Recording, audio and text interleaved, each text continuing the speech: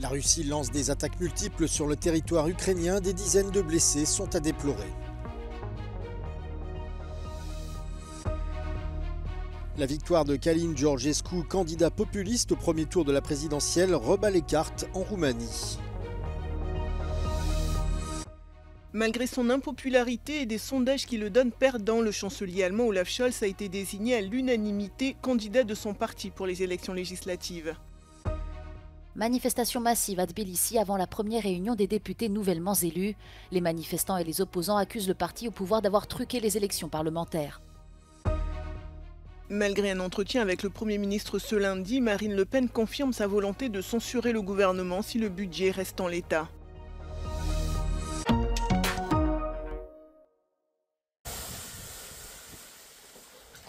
Offensive tous azimuts de la Russie en territoire ukrainien ce lundi. À Kharkiv, plusieurs missiles se sont abattus sur le centre-ville, blessant plus de 25 personnes en début de matinée. L'attaque visait une zone résidentielle densément peuplée, a déclaré le maire de Kharkiv, Igor Terekov. Des voitures, des maisons et un bâtiment ont été endommagés par l'attaque. Toujours près de Kharkiv, la ville frontalière de Slatinė a été touchée dans la soirée mais sans faire de victimes. À Odessa, ce sont 11 personnes qui ont été blessées dans le centre-ville lors d'un autre bombardement. Kiev a indiqué qu'elle avait détruit une cinquantaine de drones, dont plusieurs au-dessus de la ville de Zaporijjia. L'Ukraine a de nouveau utilisé des missiles à longue portée à Takhames pour frapper un aérodrome près de Koursk. Et la Russie a quant à elle déclaré sur le réseau Telegram qu'elle en avait détruit 7 autres dans la même région au cours de la nuit. Enfin, le Royaume-Uni a confirmé qu'un ressortissant britannique âgé de 22 ans, volontaire dans l'armée ukrainienne, avait été capturé dans l'oblast de Koursk par la Russie. Des images avaient circulé au cours du week-end sur plusieurs réseaux sociaux. Londres a affirmé lui apporter tout son soutien, même s'il est admis qu'il sera, je cite, très limité par la situation.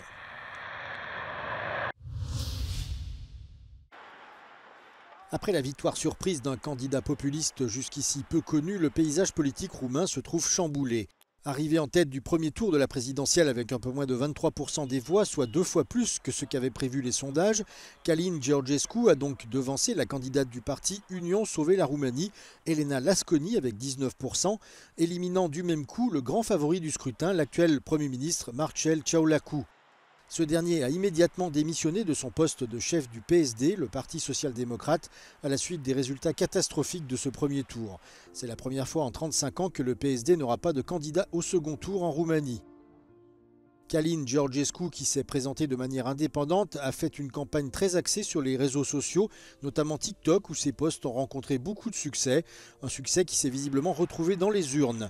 Le second tour de la présidentielle aura lieu le 8 décembre.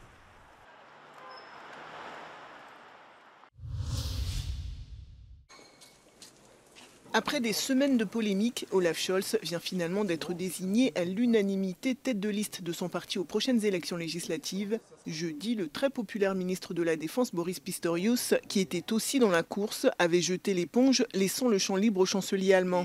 Malgré son impopularité, la direction de son parti, le SPD, fait désormais bloc derrière lui.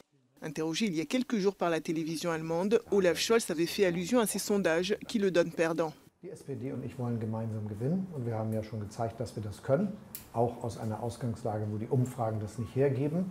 Malgré un bilan économique qui ne joue pas en sa faveur, Olaf Scholz tentera de briguer un second mandat. Un pari risqué au vu des sondages qui place son parti derrière les conservateurs de la CDU-CSU et le parti d'extrême droite AfD. Après l'éclatement de la coalition au pouvoir, ces élections, prévues le 25 février 2025, mettront fin à des semaines d'incertitude politique dans la première économie européenne. Des milliers de manifestants sont rassemblés depuis dimanche soir devant le Parlement géorgien nouvellement élu, alors que se déroule sa session inaugurale. Ils accusent le parti au pouvoir, le Rêve géorgien, jugé pro-russe, d'avoir truqué le scrutin du 26 octobre dernier. En signe de protestation, les législateurs de l'opposition ont boycotté cette session parlementaire.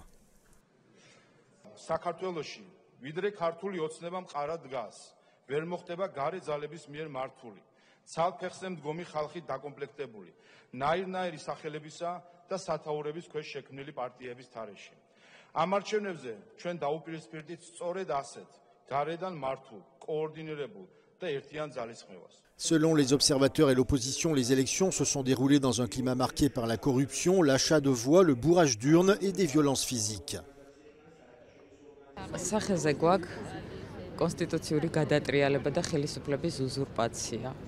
ჩვენ უკვე განაცხადეთ, რომ უარს ვამბობთ მანდატებზე და სიასაც ჩავხსნით და ამ პროცედურულ ნაწილს ძალიან მალე გავივლით. La présidente géorgienne a demandé à la Cour constitutionnelle d'annuler cette victoire du parti au pouvoir. La Cour a en principe un mois pour se prononcer. საქართველოს კანონმდებლობის მიხედვით პარლამენტს არ შეუძლია ცნოს საკუთარი უფლებამოსილება თუ დეპუტატების მანდატი გასაჩივრებულია საკონსტიტუციო სასამართლოში, თუ დეპუტატების არჩევის კანონიერება გასაჩივრებულია საკონსტიტუციო სასამართლოში. ამ შემთხვევაში 150-ვე დეპუტატის არჩევის კანონიერებაზე მსჯელობს საკონსტიტუციო სასამართლო. აი ამის პარალელურად. ამიტომ ეს შეკრება არის უკანონო. პარლამენტის მიერ საკუთარი უფლებამოსილების დღევანდელი ცნობა არის უკანონო. Les manifestants ont déclaré qu'ils resteraient mobilisés le temps qu'il faudra pour obtenir de nouvelles élections.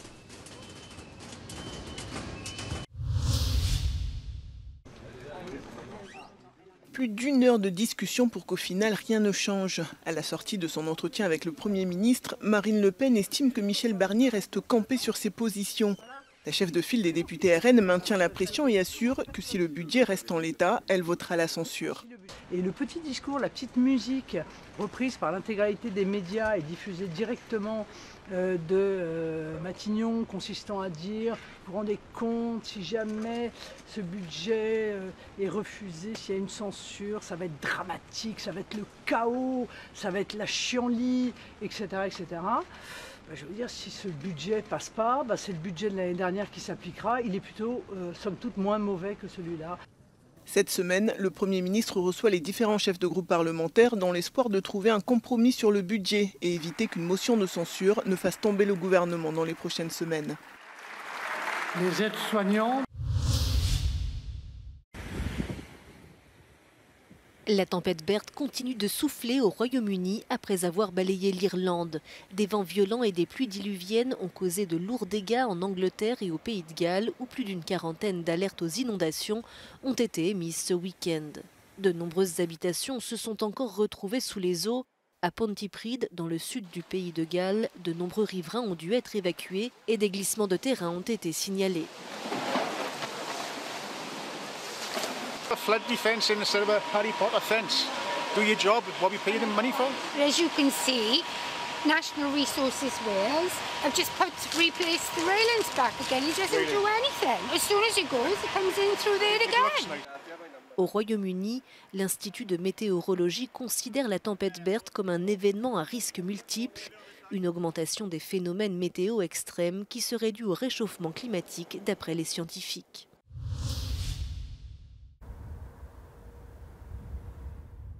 Un accident d'avion a fait au moins un mort en Lituanie ce lundi, près de Vilnius.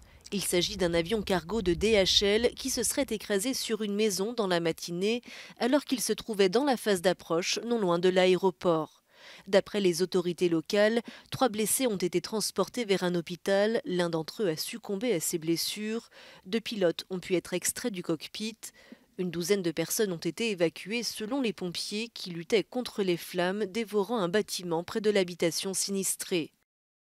Selon les autorités aéroportuaires, l'appareil était en provenance de Leipzig en Allemagne. Il se serait écrasé près d'1 heure et demie après avoir décollé. Une enquête a été ouverte afin de déterminer les causes de l'accident qui restent inconnues pour l'instant.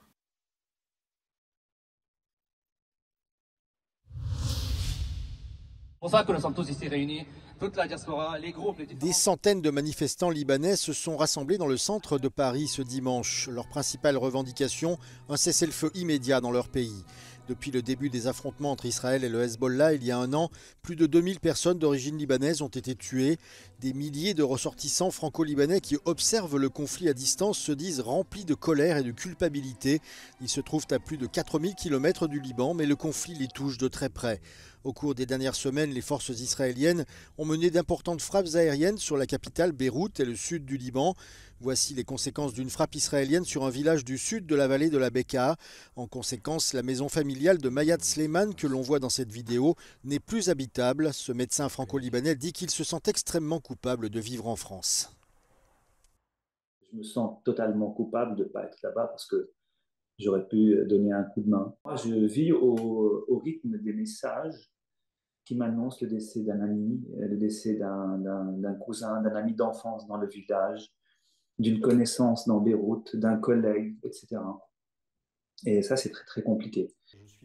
Nombreux sont ceux qui disent que leur vie quotidienne est rythmée par les notifications des réseaux sociaux, essayant de savoir si leurs proches sont à l'abri du dernier bombardement. On passe beaucoup de temps à suivre l'actualité, bien que cela ne change évidemment rien à la situation sur le terrain, mais c'est un moyen effectivement de faire baisser la pression pour nous et de s'assurer à tout moment que nos très proches, en tout cas, n'ont pas souffert. C'est effectivement de suivre l'actualité de la façon la plus immédiate possible. Malgré le conflit, de nombreux ressortissants franco-libanais que nous avons interrogés ne souhaitent pas rester en France. C'est le cas de cette chercheuse qui va retourner à Beyrouth à la fin du mois. Ma vie est là-bas.